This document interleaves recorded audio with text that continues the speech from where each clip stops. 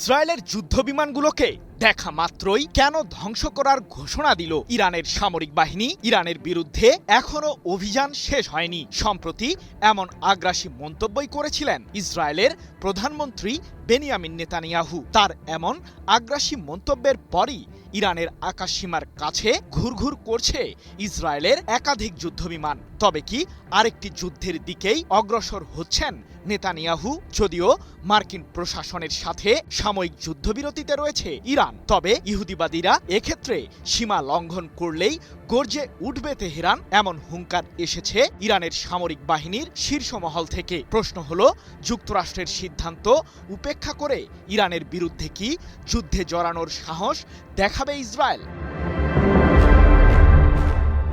ইরানের সামরিক শক্তির সামনে এক প্রকার মাথা নত করেছে যুক্তরাষ্ট্র, যার কারণেই বাধ্য হয়ে তেহরানের সাথে সমঝোতামূলক চুক্তিতে পৌঁছেছে ওয়াশিংটন। তবে এক্ষেত্রে নেতানিয়াহু যেন কোনো বাধাই মানতে চাইছেন না। তাই তো ইরান ইস্যুতে নিজের কবর যেন নিজেই খুঁড়তে চলেছেন ইসরায়েলের আগ্রাসী শাসক। ইরানের বিরুদ্ধে এখনও ষড়যন্ত্রমূলক তৎপরতা অব্যাহত রেখেছেন নেতানিয়াহু। মার্কিন সাহায্যের উপর নির্ভরশীলতা কমাতে ইসরায়েলকে অবশ্যই একটি স্বাধীন অস্ত্রাগার গড়ে তুলতে হবে। সম্প্রতি এমনটি জানিয়ে নেতানিয়াহু বলেছেন, ইরান এবং দেশটির সমর্থিত সশস্ত্র গোষ্ঠীগুলোর বিরুদ্ধে আমাদের অভিযান চলবেই। আমাদের লক্ষ্য এখনও বাস্তবায়ন হয়নি। যুক্তরাষ্ট্রের কাছ থেকে আমরা যে ধরনের সাহায্য পেয়েছি তার জন্য গভীরভাবে কৃতজ্ঞ। তবে আমরা এখন এই ইস্যুতে স্বাধীন হতে চাই। আমাদের নিজেদের অস্ত্র তৈরি করতে হবে। তাহলে কি যুক্তরাষ্ট্রকে ছাড়াই ইরানের বিরুদ্ধে যুদ্ধে নামছে ইসরায়েল?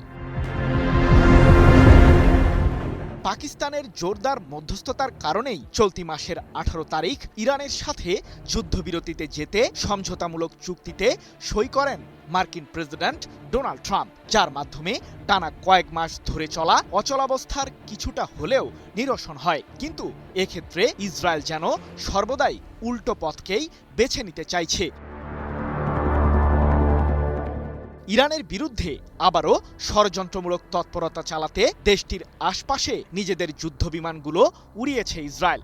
এই ঘটনায় নতুন করে চাঞ্চল্য ছড়িয়ে পড়েছে পুরো মধ্যপ্রাচ্যে। যদিও ইহুদিবাদীদের সেসব যুদ্ধবিমানকে ভূপাতিত করতে মোটেও যে দ্বিধা করবে না তেহরান, সে সতর্কবার্তাই দিয়েছে ইরানের শীর্ষ সামরিক কমান্ড খাতাম আল আম্বিয়া কেন্দ্রীয় সদর দপ্তর। এ প্রসঙ্গে বাহিনীটি ইসরায়েলকে কড়া হুঁশিয়ারি দিয়ে বলেছে, প্রতিবেশী দেশগুলোর আকাশসীমায় ইসরায়েলের যুদ্ধবিমানগুলোর উড্ডয়নের ঘটনাকে আমরা নিজেদের বিরুদ্ধেই হুমকি হিসেবে বিবেচনা করছি। যুক্তরাষ্ট্র যদি ইসরায়েলকে এক্ষেত্রে বাধা প্রদান না করে, তাহলে ইহুদিবাদীদের এসব আগ্রাসী কর্মকাণ্ডের জবাব দেবে ইরান। 26 জুন এক প্রতিবেদনে বিষয়টি নিশ্চিত করেছে ইরান ভিত্তিক সংবাদ মাধ্যম মেহের নিউজ এজেন্সি। মূলত লেবাননের সশস্ত্র বিদ্রোহী গোষ্ঠী হিজবুল্লাহকে দমনের নামে দেশটিতে এখনও সামরিক আগ্রাসন চালিয়ে যাচ্ছে ইসরায়েল, যা ইরানের সাথে হওয়া যুক্তরাষ্ট্রের সমঝোতা চুক্তির পুরোপুরি লঙ্ঘন বলেই দাবি তেহরানের। কারণ সেই চুক্তি অনুযায়ী লেবানন থেকেও ইসরায়েলি বাহিনীকে প্রত্যাহারের বিষয়ে ইরান সরকারের সাথে একমত পোষণ করেছিলেন ট্রাম্প।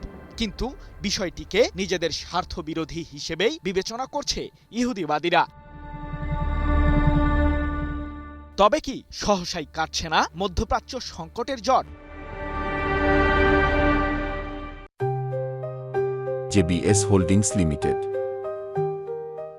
লেবানন ইস্যুতে ক্রমেই সংকট যেন প্রকট আকার ধারণ করছে। এরই মাঝে নেতানিয়াহু পরিষ্কার জানিয়ে দিয়েছেন, লেবাননের দক্ষিণাঞ্চল থেকে ইসরায়েলি বাহিনীকে প্রত্যাহার করবেন না তিনি। এমনকি ইরান এ বিষয়ে মাথা ঘামালে যুদ্ধের ময়দান যে আবারও উত্তপ্ত হয়ে উঠবে, সে হুঁশিয়ারিও দিয়েছেন ইসরায়েলের প্রতিরক্ষামন্ত্রী ইসরায়েল ক্যাটস। তাই তো বিশ্লেষকরা বলছেন, মধ্যপ্রাচ্য পরিস্থিতি পুরোপুরি শান্ত করতে ইসরায়েলকে নিয়ন্ত্রণ করা ছাড়া সংকট সমাধান সম্ভব নয়।